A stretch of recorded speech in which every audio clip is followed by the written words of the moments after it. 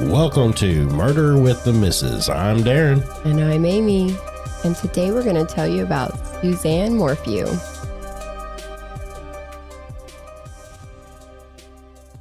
Don't forget to check us out on Spotify, Apple Podcasts, YouTube, Podbean, and Facebook. Like, share, subscribe. Make sure to hit the notification bell so you get the new episodes whenever they drop. And tell your friends as always. As always. As always. This is a Mother's Day bonus episode.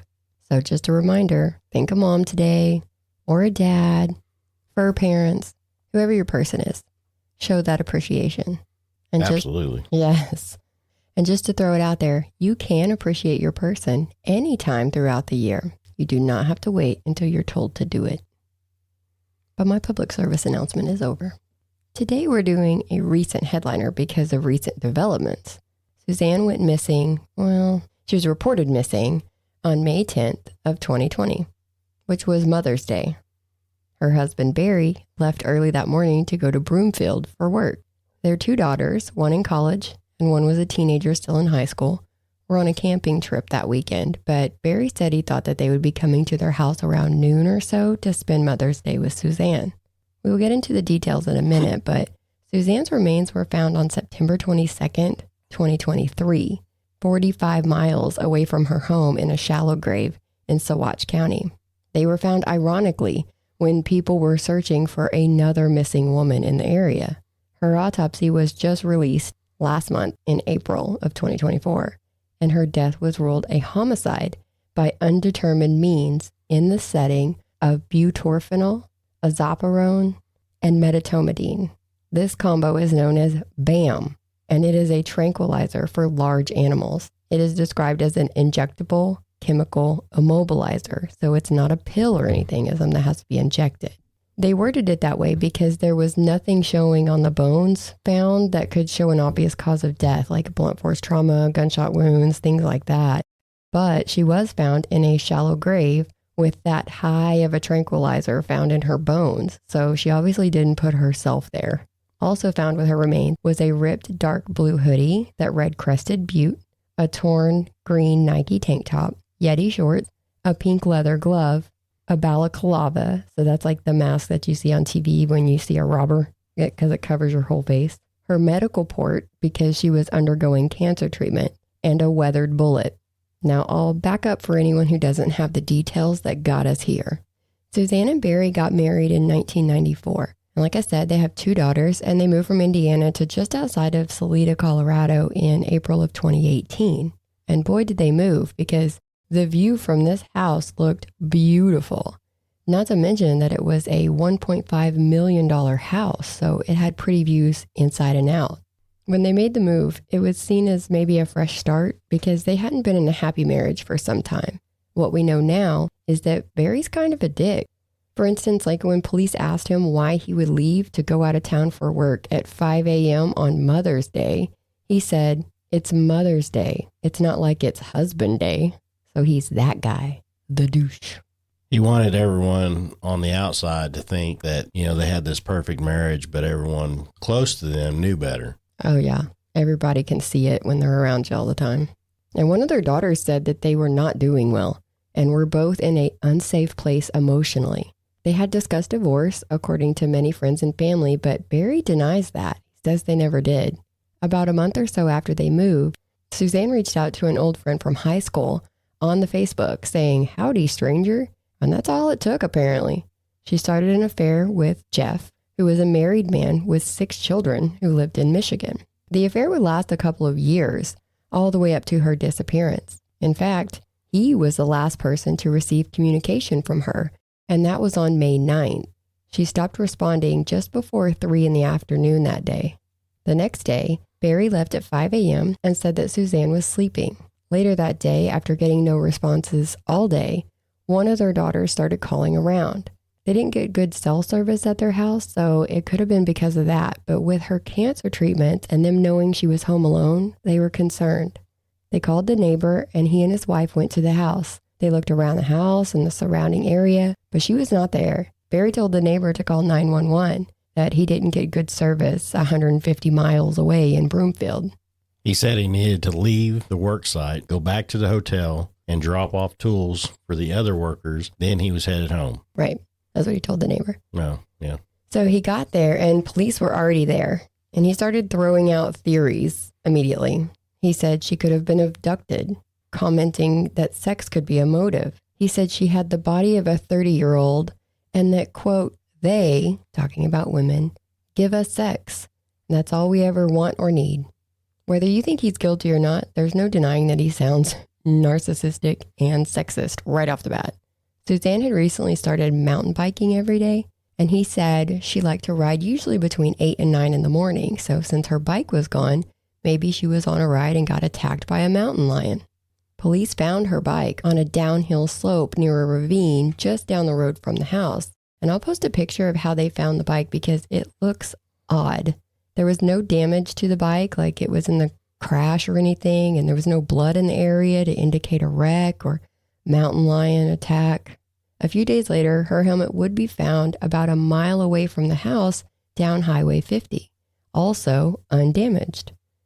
Nothing else was found with the helmet. Her Camelback and sunglasses that she used to use when she would ride were in her Range Rover, which was parked at her house. Inside the house, police see that the sheets are missing from the bed in the guest bedroom. In the master bedroom, the door looked like it had been busted through by the Kool-Aid man, and there was a .22 caliber round, so an unfired bullet, on the floor next to Suzanne's side of the bed. They noticed several things, like a reddish-brown smear on the wall in another room, that big crack in the wood on the master bedroom doorframe, a freshly changed Bobcat cutting blade on his Bobcat outside, a dart gun and materials were in his gun safe, and a dart cap was tangled up in the sheets in the dryer. He said that he sometimes tranks deers and removes their antlers because he collects them. At one point, he said he hadn't used tranquilizers since they left Indiana, but then said that he had used some a couple of weeks ago before Suzanne went missing. When asked where that tranquilizer was, he said he must have disposed of it when he went to Broomfield. And what kind of tranquilizer did old Barry use? I'm guessing BAM. BAM! That's exactly it. And this guy changes his story all the damn time, too. He does all the time. Like, I'll tell you what, I mean, just sitting there listening to it, and from the time that she, was reported missing or showed, he's had an excuse from the get-go. Yes. It was just like, oh, he had it like written down or it was playing in his ear. Yeah, like you said. So it's like he thought this out. Mm-hmm. Like, if they ask this, I can say this. Oh, yeah. And he was interviewed by like a lot of different agencies. And they all said that when they ask him a question, he'll say like he doesn't know or doesn't remember. But then the next time they interview him, they'll ask repeat questions to try to trip you up. So the next time they would ask him a question, he would all of a sudden have an answer for that before they even asked it. Yeah. And so it's like he's using what they're asking him to come up with a story that would fit it. Yeah. It's just odd. That's what I was saying. It was weird because he had a playbook and he just was just going one line after another. Yeah. And those theories. She might be doing sexual favors, and she might, she's got 30s. She got a body of a 30-year-old. And yeah. So, okay, she's hot. Somebody took her because she's cute. Okay. Oh, well, you know what? She might have been riding her bike, so she got attacked by a mountain lion. Yeah. Yeah. Yeah. Guy. It's just like one excuse after another. And he is like an avid hunter. He likes to hunt and things like that. And he has like animals in all of his stories. I have never heard of somebody tranquilizing a deer for their antlers. Yeah, he said, which it's illegal as fuck, but he said he would trank them and then cut their horns off. That way he didn't have to kill them. What? Yeah, that's his thing. But he's an avid hunter. That's what I said. That's the whole point of hunting. Okay. Can't really be a hunter if you're not willing to kill something. You hunt for the meat. That's what you're hunting for. Yeah, that's the whole point. Since the dawn of time. Come on now. So authorities pulled all the data, cell phone records, GPS, data from vehicles, which I was flabbergasted. Apparently, I don't know enough about vehicles, but we're going to learn today, and surveillance footage. And here's what we know. In January of 2020, Suzanne was taking steps to separate and divorce Barry. She told family and friends. she was tracking abuse that she had been subject to, like in her notes app on her phone. And Barry went through her phone all the time trying to find her boyfriend, so Suzanne was always really sneaky. A friend of hers bought her a spy pen, and it looked like a regular pen but had a voice-activated audio recorder. And she used this, but police were only able to get a little bit of information out of it. In some deleted texts, they found that Suzanne had texted Barry 4 days before her disappearance, saying, "I'm done. I could care less what you're up to and have been for years. We just need to figure this out civilly." Sounds like she thought he was cheating too. She did. Yeah, she was always accusing him, which they say that's what guilty people do. They project. But there was never any proof found that he cheated. That doesn't mean he did. I'm just saying there wasn't any proof that he did. Now, on May 9th, she was sunbathing and messaging with Jeff. At 2:03 p.m., she sent him a selfie. And that's what our cover photo for this episode is going to be. That's the last picture taken of her. But they end up talking about going on WhatsApp, which I had to ask Darren what that was because I don't know what that is.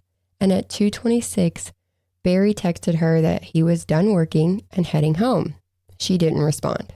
Jeff messaged her at 2:44 and 2:46, and he didn't get an answer either. So about the time Barry gets home, which was at 2:47, Barry put his phone into airplane mode, and it stayed that way until 10:17 that night. But they were able to see the activity after he got home that day. And I'm going to post a picture of this on our Facebook in this story because he literally zigzags all through the house, around the house, like immediately when he gets home. And so they asked him about this. They were like, "What were you doing zigzagging all through and around this house?" And he said he was chasing a chipmunk. Bam, got him another story right Another there. animal. Just right out the playbook. Yeah, right. Ready to go. Ready to go. Loaded. Now, speculation is that he shot Suzanne with a dart and she ran, and that was him chasing her.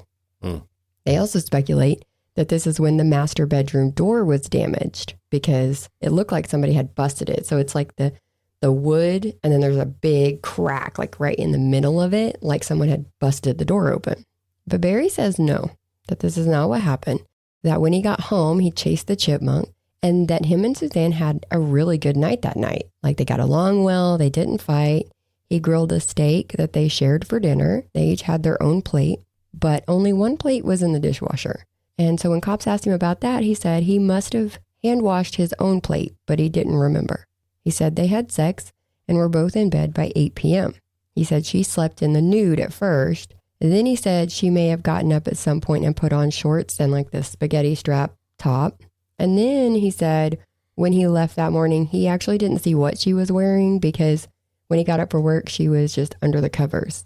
So they said, "What did you see?" And he said, "Probably just the lump there. Detail is remember her breathing." So he's like, "I couldn't tell you what she was wearing, but I know she was breathing," because he said she was like slightly snoring. He said he slept until his alarm woke him up at 4:30 and he showered and then left for work at 5 a.m. And that's what he said. That's what he said. Remember your answer for everything? Yeah. Yeah. Now his technology said that he actually backed his truck up to the house at about 9:30 p.m. Now remember, they were in bed at 8. His phone showed that no alarm went off that day or was an alarm set. His phone unlocked at 3:56 a.m. His F-350 shows that between 3:25 a.m. and 3:48 a.m., his doors opened and closed multiple times. In fact, special agents said that there were around 80 events in that time frame of stuff that was going on in his truck. Doors opening and shutting and it coming on and off and moving small amounts of space. Her phone last registered with a tower near, I'm going to say Poncha Springs at around 4:23 a.m. So it was 11 and a half miles west of Poncha Springs. Their house is east of Poncha Springs. So that means that it was like 9 minutes from their house to Poncha Springs, and then it was another 11 and a half miles outside of Poncha Springs, the opposite direction. So way far away. And why is it all the way over there? And why is there so much activity when they're supposedly sleeping? He said he left at 5 a.m. to drive to Broomfield. So he went east on Highway 50. Police showed him where he actually went west on Highway 50 at 4 a.m. And they asked him why he went that way. Now remember, her bike helmet was found 1 mile west of their house down Highway 50. He suddenly remembered that he saw a bull elk and followed it that way for a little bit. Another story and another damn animal. I just don't understand why he's using all these animals. He's just like, oh, yeah. Oh, yeah. Oh, it must have been an animal. My bad. Bullwinkle was down there. Yeah, just hanging out. Decided to go check on him. Went down there and say hi. I just don't know how this makes sense to anybody. Or maybe he went down there and disposed of her bike and helmet before he went to work. Exactly. Allegedly. Yeah, no, exactly. Exactly. He allegedly fucking went down there and disposed of her bike and helmet. But he did. Now, another contractor was supposed to ride to Broomfield for the job that day, and he was supposed to pick her up around 5:30 p.m. The job actually wasn't supposed to start until Monday, but they were going to head up there that evening so that they were able to get some rest and be able to start first thing Monday morning. She said he has never told her why he didn't pick her up or why he left 12 hours earlier. This guy's making himself look worse and worse. Yeah, like his story does not add up even close. Not even close. And we're not even done yet. I also forgot to mention that he had scratches on his arms. Now, when they asked him how he got scratches, he said it was a recent hike in the woods. The trees must have scratched his arm. Now, in Broomfield, he said he only carried a backpack into the hotel. They even questioned him, just a backpack, and he confirmed, yes, just a backpack. But surveillance at the hotel shows him enter the lobby at 8:46 a.m. carrying 2 white trash bags and some loose clothes and boots. He checks in, goes to his room, then he leaves shortly after wearing a different shirt because he said he took a shower when he got there. So why he showered before he left his house, then showered immediately when he got to the hotel, doesn't make any sense to the cops either. When he leaves, he is carrying the 2 white trash bags. Between 10:19 and 10:41 a.m., he is seen on surveillance at the edge of a McDonald's parking lot, putting items into 2 different trash cans. From 10:47 to 11:18, his phone is in the parking lot of Men's Warehouse. Most of the time he is there, the F-350 driver's and passenger side doors were opened and closed at least 7 times. So obviously he's taken something out of them. Back at the hotel at 12:28, the driver's door opens multiple times, and he's really wearing out these doors on this truck. But at 12:36, he carried 1 larger white trash bag, a black container, and a green item from the truck and put them inside of a dumpster at the end of the parking lot. When they asked him why he drove around throwing away stuff in random trash containers throughout the city, he said it's because he was cheap. He would let stuff pile up in his truck from work and then throw it away in public dumpsters because he didn't want to have to go to the landfill and pay to throw away trash. I mean... Well, there you go. What? Seems legit. That's illegal. You can't use a public dumpster like that as your personal... Well, like I said, he's cheap. He's something, all right. When the neighbor talked to Barry at 5 p.m., remember the day that they were looking for and he sent the neighbors to the house? That was at 5 p.m. He said he was at the work site with workers present, but also that he needed to go back to the hotel to drop off tools for incoming workers. Why not just leave them on the job site where you already are with the workers that are already there? And you already know the answer to that because that was a lie. The job was supposed to start on Monday, right? He was the only one in Broomfield at the time. Plus, hotel surveillance shows he went to his room at 12:42 and didn't leave that room until 6:03. He pulled his truck around to the front door and is seen carrying shovels and tools into the lobby to leave for the other workers. After he left, the cleaning crew went to clean his room and said it smelled like chlorine. Yep, bleach. Lots of bleach. Okay. But he had an explanation for that. Of course. He said it's because the room was above the indoor pool area. Okay. Mm-hmm. So he's saying that the chlorine from the pool is seeping through the floor. The smell, yeah. And yet nobody else has ever said anything about that. And they've never said the chlorine smell before. Well, when they asked the workers at the hotel, they were like, okay, yeah, that could be Whatever. it. The authorities felt like they had enough in May of 2021, even without a body. So they arrested him and charged him with first-degree murder, tampering with a deceased human body, tampering with evidence, possession of a dangerous weapon, and attempting to influence a public servant. They ended up dropping the charges in April of 2022, though, because the state had fucked up anyway by not including some exculpatory evidence that would have helped the defense. But they made sure they kept it to where they could file charges at a later date should the need arise. You see, there was unknown male DNA, so not Barry's, found on her bicycle, inside of her helmet, on the stairs of the house, on the carpet by her bed, and on the glove box of her Range Rover. Now this introduces reasonable doubt. Testing the DNA, it shows that it is a partial match to 3 sexual assault cases in other states. So a possible murderer or an accomplice. All that did for some public speculation was show that Barry was able to clean up the house, get rid of evidence, and all that, while this unknown male was able to dispose of the body. But who knows?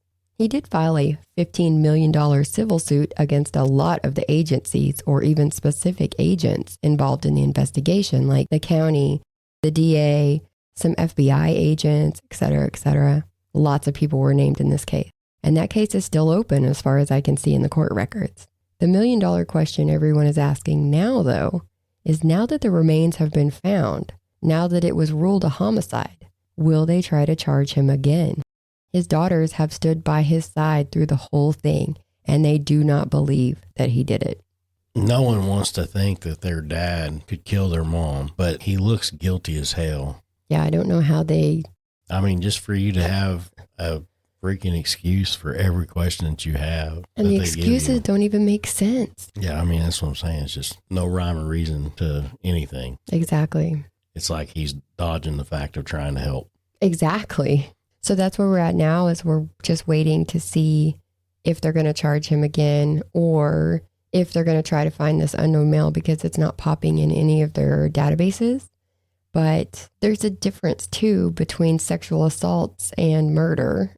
So I don't know if they're connected or how. I mean, there's also lots of explanations on how somebody's DNA can get somewhere. I guess we'll just have to wait and find out.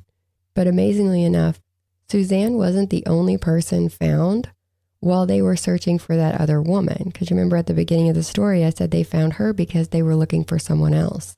And they also came across the body of 26-year-old James Montoya. He went missing on April 2nd, 2023, and his body was found on July 26th of 2023. James was at a bar the night of the 1st and into the early morning of the 2nd. He met some people inside and left the bar with them. He was in a car with them when an altercation broke out and James was shot. Then his body was taken to a county road just north of Saguache Airport. Just after he went missing, his family spoke to the male that was in the vehicle with James that night. James's dad said he immediately knew that this man knew something about James's disappearance. And they have made an arrest, but they arrested Amber Dominguez, who was also in the car that night. She was charged with accessory to first-degree murder after the fact. Police, alongside the family, did a press conference and named the main suspect as Jesus Angel Arvizo.